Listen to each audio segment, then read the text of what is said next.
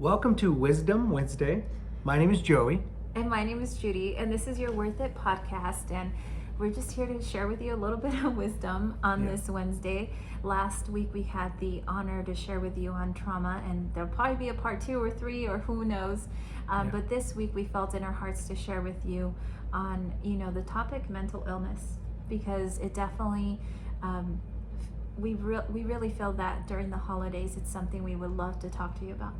Yeah, it's something that probably over 70% of the world deals with some type of mental health issue, whether it's depression, anxiety, panic disorder, nervous breakdowns. I mean, all of those in lump sum together, we have all either encountered them ourselves or know somebody in our close circle that has, and it's something that even with us holiday season coming up, we have Christmas this week, the New Year's coming up, the pandemic happening, cases going up. I mean, there are so many things that are compressing what's going on in our life, and in addition to that, the things we're dealing with mentally.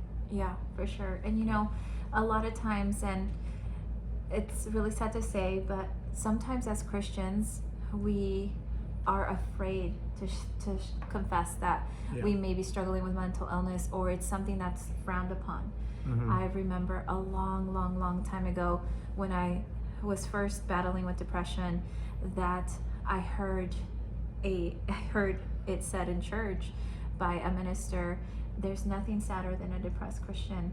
And I remember sitting there wanting to run away from the pew, thinking there is something wrong with me. No one's going to understand me. I cannot tell anybody that I come to church, that I raise my hands in worship, that I cry, that I take communion, that I tithe, but that secretly I'm suffering in silence with this mental depression.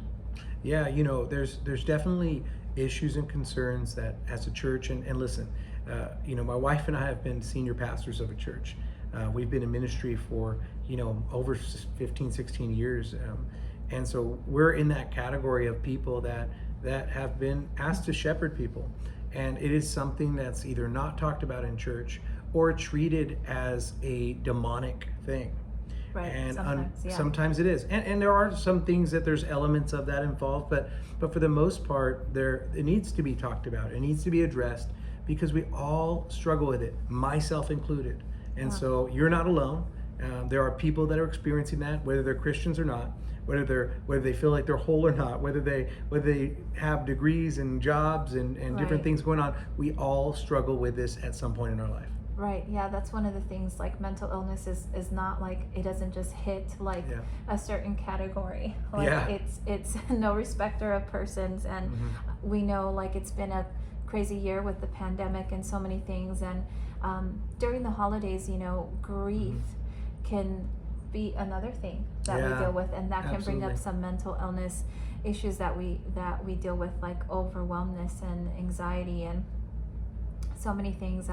Just a couple months ago, I felt like thing after thing was happening in my life, and I had like a couple emotional mental breakdowns, and it's not necessarily that it was anybody's fault. It's that I just felt like I couldn't handle it anymore. I felt like, I can't, I wasn't sleeping well, I wasn't eating well, I started to neglect the things that I used to take care of, because it felt like my mind just couldn't take anymore.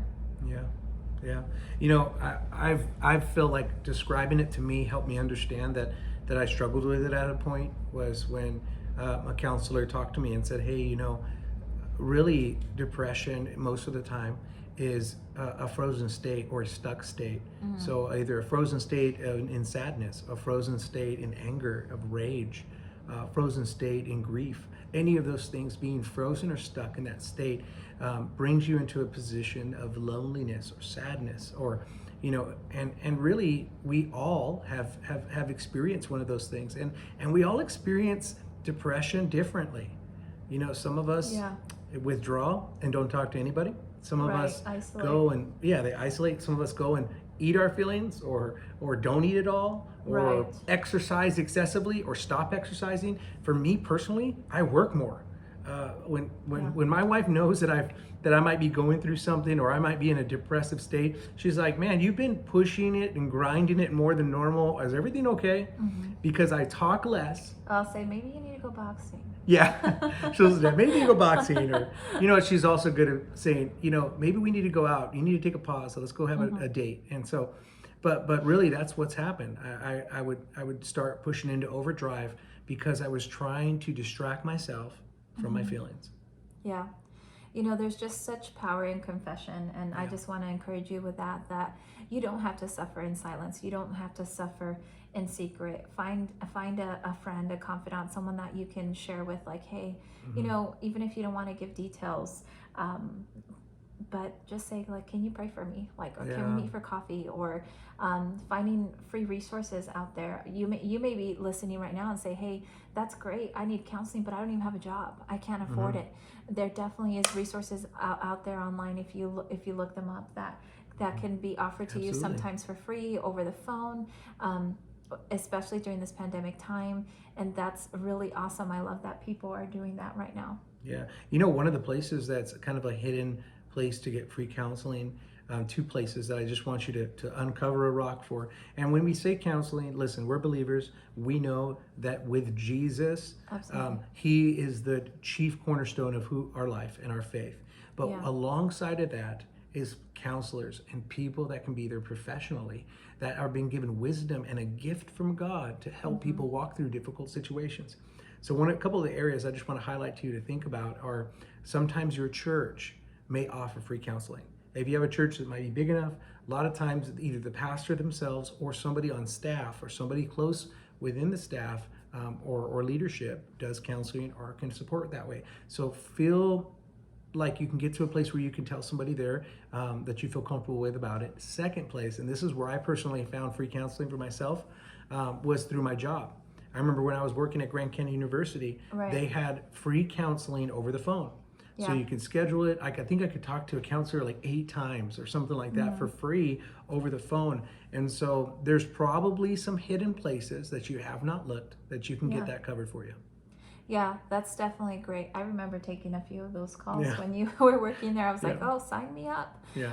But it feels good to talk to someone. It really does. Like, having someone just listening to you is very healing.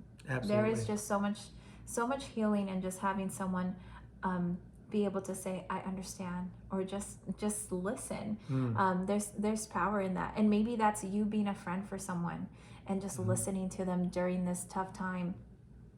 But I just want to tell you, like, there is no shame in feeling like, I've had to take antidepressants before, or I'm on them right now. I've had to take them before in the past. And I remember thinking, like, I can't tell anyone because they're going to think I'm not a real Christian. And so I better flush these down the toilet, or I better get rid of these because then I don't have faith. But I remember for a period of time, a couple of them actually helped me at least sleep better. And then God was able to help me wean off, because I remember trying to quit cold turkey, that with like my migraine medication and other things. And I made myself super sick. Like, I remember thinking, like, I just got to get rid of these. And I made myself sick by not properly weaning off under the care of a medical provider properly. And that, to me, after that moment, I was like, wow, I was really being bound by like shame and guilt. And just a spirit of religion, meaning in the sense, to me, the best description of a spirit of religion is just kind of like shame, right? Yeah, kind of like, absolutely. Kind of like something performance, telling you like you're, just the pressure, kind of a sense of pressure too. And so that's what I mean when I say that. But I had this facade of like, I have to make it appear that I have this great faith. So maybe that's you. Maybe you're hiding behind a smile. Maybe you're hiding behind bright colored clothes. Maybe you don't want people to know that your marriage is struggling, or that you are taking medication, or that you're struggling financially because you lost your job. Whatever it is you're going through, or you feel like you're at home and with your children or your spouse or roommates, but you can feel alone in a house full of people. And I felt that way, and it wasn't because of my family. It was because of things that I was going through personally. But definitely, I just want to tell you, you're not alone. Yeah. You know, I even think about people that are like biblical heroes that suffered with depression, suffered with like most people, scholars that go through the Bible, they look through Psalms and they would categorize, a counselor would categorize David as a manic depressive. Yeah. The moments that he would cry out in scriptures and say, you know, my soul hurts and downcast I feel, and talking about how his enemies are against him and he feels like dying, and then other moments where he's triumphing. But that same person that would have been considered a manic depressive was a person that God himself said, David is a man after God's own heart. Amen. So you can be in a state of doing it. But you know what I feel like David did is he did what you said, babe. He said, I'm going to give my feelings a voice. I am not defined by them, but I am going to get them out. And he spoke to the Lord. We don't know if he had people. I know that he had a best friend in Jonathan. So during that period of time, a lot of the Psalm, Jonathan was his best friend. I love Psalms too. Yeah. I love the book of Psalms.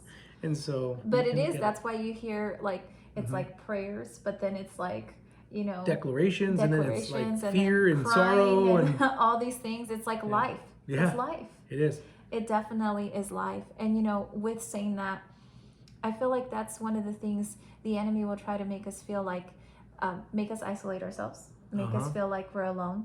We're going to be misunderstood, or no one's going to understand what we're going through. And, you know, that's not true. There's just so much power there is power in confession. There is power in releasing it, because what we reveal, God wants to heal, you know, and so what we expose to God, he wants to restore for us. He wants to be the first to come in and restore that area. And this isn't, you know, maybe something that, hey, tomorrow you're just going to wake up and there will be no more tears. You're just going to feel amazing. Your body, your mind, no more sadness. Yeah, I do believe in a God of miracles, but sometimes also your healing is a process and it's a journey, and it may take counseling. And in some cases, it may take a form of medication. But again, we're not knocking medication, but what we're saying is, don't shame yourself if you've ever had to take any kind of medication or anything like that, or any kind of counseling, because that has really helped us, is talking to a counselor and seeking advice and having a mentor has really been helpful in our lives. Absolutely. You know what, I want to challenge you to think about, you know, not just spiritual help, but physical help. And instead of looking at it as two different avenues, like one is heading north and the other one's heading south, why don't we just look at it as two different lanes heading in the same direction? Why don't we look at it as my mental health and my support is partnering with my faith to help me become whole again? That's good. The same thing we do with fitness. Why would we think fitness is heading in the opposite direction? Almost nobody that's a believer believes that. They all believe, hey, I just need to keep my body, because they think about how the Apostle Paul wrote in the scriptures that says, I train my body like an athlete so it could do what it should. So if we can treat physical fitness as a different lane heading in the same direction, why can't we treat mental health that way? And so I want to challenge you. Just like we do our spiritual health too. Absolutely. Like we want to grow spiritually with God, or be more in tune with God. That's so good. We can't neglect the mind. Absolutely. We have to train ourselves in our spirit, man. We're a three-part being. We are a spirit that has a soul and lives in a body. And there's so many verses out there that the Lord talks about our mind, renewing our mind, transforming our mind. Like, you know, there's just so many things that He gives us the power of a sound mind. It says that in Timothy, like, that God does not give a spirit of fear, but of power, of love, and a sound mind. And another verse is like power, love, and self-control. Like, so he gives us that. And someone that I life coach, they're a lot younger, in their teens, and it's so good because we're going over the fruits of the Spirit. And so I challenged her, as well as I challenged myself. It was convicting for me to, as I was saying it, I got convicted.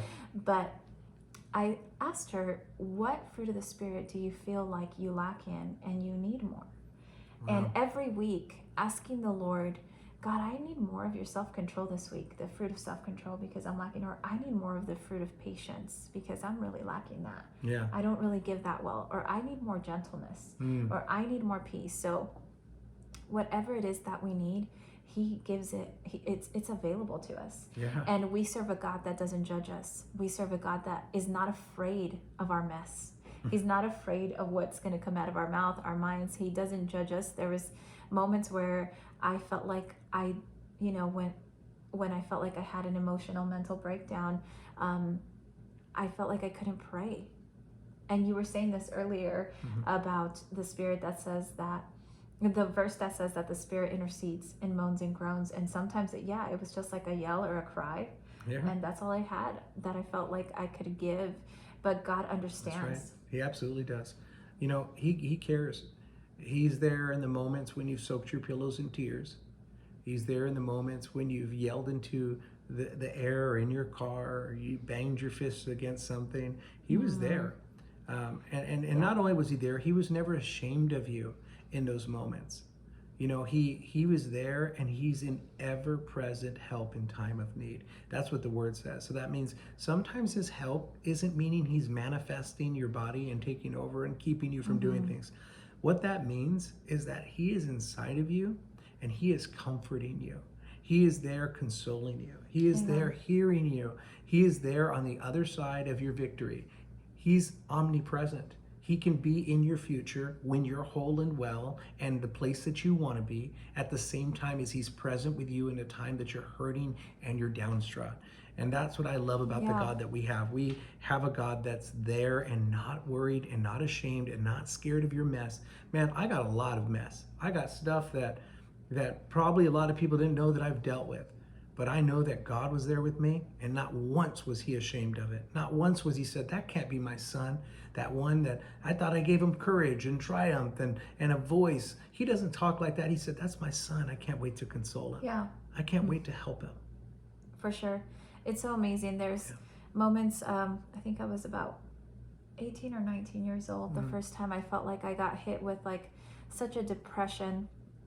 And it felt so hopeless. And I remember going to this youth conference. I think I was a volunteer, but I was in the back, and someone was like singing or rapping this song that just said, hold on. And they kept saying all these things. And the Holy Spirit just hit me so hard that I cried, and I was praying in the Spirit. And I hadn't felt this ever, this kind of experience. And I remember just feeling literally like depression lift off of me.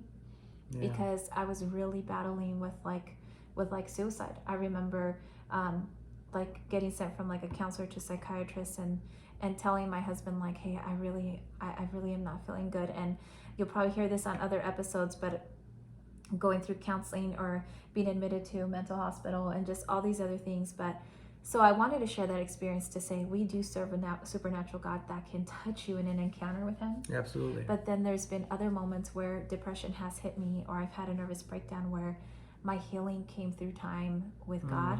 My healing came through learning to trust him more. Yeah. My healing came through patience and growing, but also learning to release more. Wow. Things that he was asking me to let go of. And it was in the most recent one a couple months ago where I felt like, wow, thing after thing kept happening, and it felt like another set of hopelessness, that God was actually like, no, you can choose to see this as an attack or depression, or you can choose to see it as me just purging things out of your life so that I can make room for what's to come. Yeah. Wow. You've heard some of these things already. The fact that we not only can experience these things in different ways, but you can give them the voice that they need. They're not meant to be stifled or pushed down forever, but they're meant to be given a voice to. You can partner with physical help from people that are professionals and counselors, and you can get into your word and into prayer and intercession and moans and groans and allow it to be worked out. But most of all, that knowing that you're not alone, knowing that you have people and a safe environment around you that's willing to help you is super important. So finding that safe place becomes a vital place. Sometimes that's a friend, sometimes that's a counselor, sometimes that's a pastor, sometimes that's family. But finding that safe place becomes the thing you need the most. Our soul is in dire need of having hope. And sometimes finding hope is finding a safe place. Yeah. If you can find a person With an open ear and a gentle spirit, a gentle heart, you have found a hope. And hope is the anchor to your soul. That's what Scripture says. So I want to encourage you to find a safe place that you can share, but that you can also be yourself, and that you can, have that place to find a hopeful person so that you can anchor your soul. Yeah, for sure. And, I just want to tell you too, God is in those silent moments with you, and He doesn't judge you. I love that when Jesus knew that He was going to be crucified and die and come back again, when He went to tell His disciples, I'm going to leave with you a gift, and that is a great counselor, a mighty counselor. And I just think of like, wow, God, you're the best counselor, because you don't judge us. You love us unconditionally. So you love me when I cry. You love me when I don't know what to say and I'm quiet. You love me if maybe I've cussed a little. You love me when I panic and yell. Like, He loves you in every single moment. Yeah. And so I just want to encourage you with that, and say that, things don't rot from the outside in. They rot from the inside out. And that made me think of a over-ripened fruit. When you begin to see spots on it on the outside that's maybe like a little darker or browner or softer, it didn't start from the outside in, it started from the inside out. And that's the same thing with us. So don't neglect to take care of that. Like my hubby said earlier, it is so important. Like, if we do think of our physicality as something important, as walking, going to the gym, hydrating, we have to think of our mental health as just as important. And for me, sometimes that was going back to basics, where God was like, hey, I invite you to pull out your coloring book and play some worship and color like a child. Little things like that helped me kind of ground myself again, and just be with Him, and just feel like I didn't need to be anything other than a daughter. And He just relieved that pressure off me, and I felt like there was an opportunity to heal when there is no pressure, and when I'm loved by the mighty counselor. Oh yeah, man, there's no place that we should desire to be than to be in His presence. Yeah. And that's what He gives us.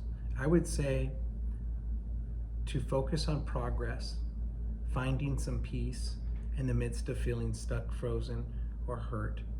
Because peace is not the absence of your conflict or your depression or your anxiety, but it's the very presence of God. Amen. So you can feel that presence, you can be with Him, you can know that He's near, and still be working through your conflict, that internal conflict, that depression, that anxiety, and you are not depressed. I want you to say that right now, wherever you're at. I am not depressed. I might be experiencing a state of depression. I might be experiencing a moment of having depressive thoughts, but I am not depressed. Well, you don't have to stay there. That's right. I want to also tell you, like, don't hide your feelings. Like, right. It's okay to feel. It's okay to embrace what you're going through. But you don't have to stay where you're at. Process it so God can heal you through it. Because sometimes if we internalize it and hide it, it's hard. It's going to just pop up again.